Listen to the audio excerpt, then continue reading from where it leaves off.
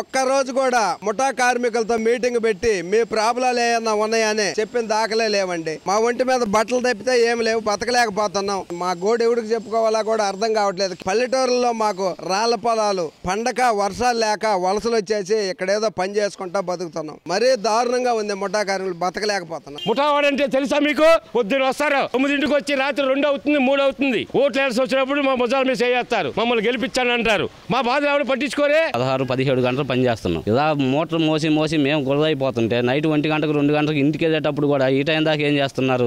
మీ బండి కాగితాలు చూపించండి, లైసెన్సులు చూపించండి. మేము ఇంటికాడ నుంచి మహా అంటే 3 కిలోమీటర్లు 4 కిలోమీటర్లు వస్తాం పని దగ్గరికి. 3 కిలోమీటర్లు 4 కిలోమీటర్లు వచ్చేదానికి కూడా బండి కాగితాలు లేవు, 5 నైట్ కూడా బండి కేసులు కొట్టి 1100-1100 వచ్చే నెలలో 15 రోజులు అమౌంట్ దాదాపుగా ఈ పోలీస్ కేసులకు ఆర్టీఓలకు ఏటికే సరిపోతున్నాయి. పోలీసులు ఇప్పటికైనా కొంచెం తెలుసుకొని కార్మికుల బాధని ఆపాలని, ఆ పోలీస్ కేసులు ఇంతటితోటి కొంచెం తగ్గించాలని కోరుకుంటున్నాం.